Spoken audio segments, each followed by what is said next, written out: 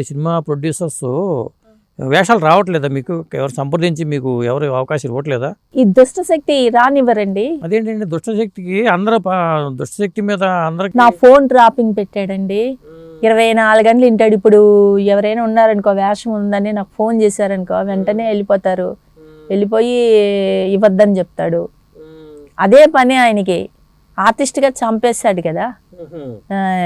మళ్ళీ దయ్యం, భూతం, అదే దయ్యం మన బతికుండగానే దయ్యాన్ని. అదేముందిలేండి, మీకు అవకాశాలు ఇవ్వాలనుకున్న వాళ్ళు ఏదైనా ఇస్తారు కానీ సార్ పాపం సినిమాలందరూ మంచి. ఇప్పుడు జాబ్ చేయనీరండి, పోనీ ఏదైనా జాబ్ చేసుకుందాం అని వెళ్తే అక్కడికి వచ్చేస్తుంది అనమాట ఈ దుష్టశక్తి. కొంతమంది భటులు ఉన్నారులే వాళ్ళకి, ఈటీవీ, జీటీవీ, మా టీవీ, జెమినీ టీవీ అని.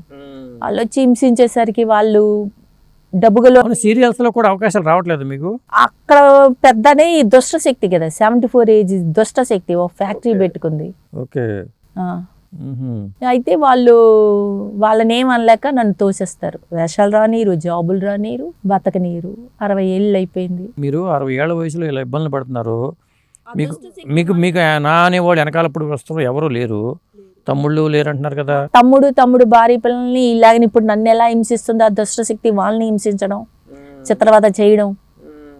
వాళ్ళు చెన్నైలో సొంత ఇల్లు అమ్మేసుకొని తమ్ముడు భార్య పిల్లలు వేరే దిక్కు వెళ్ళిపోయారు.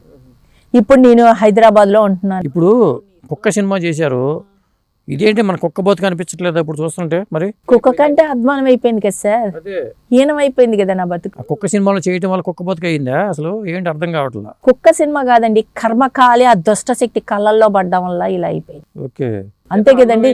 అన్నారండి ఒక అతను, చాలా మంది అన్నారు, నువ్వు ఆ 74 ఏజ్ దుష్టశక్తి కళ్ళల్లో పడి నీ తప్పని. సొంతంగా కథ రాయలేడండి, మనుషుల మీద పడి ఏడు రాస్తాడు. రైటరే కాదని నేను అంటున్నాను. సరే, ఆ దుష్టశక్తి గురించి మనం వదిలేద్దామండి.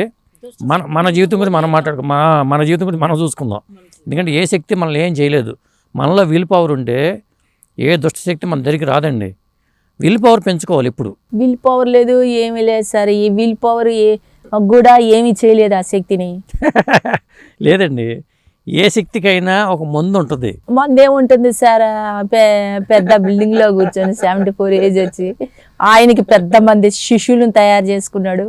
వాళ్ళకి దుష్ట శక్తి గురించి వాళ్ళకి తెలియదు. ఇప్పుడు సినిమా కష్టాలు అంటూ ఉంటారండి, మిమ్మల్ని చూస్తుంటే నిజంగా ఇప్పుడు ఇలాగే ఉంటాయా కష్టాలు అనేది అనిపిస్తుంది. అది ఎట్లా, ఎందుకు? ఇవి సినిమా కష్టాలు ఏమీ లేవు సార్, ఇవి కల్పించిన కష్టాలు నాకు.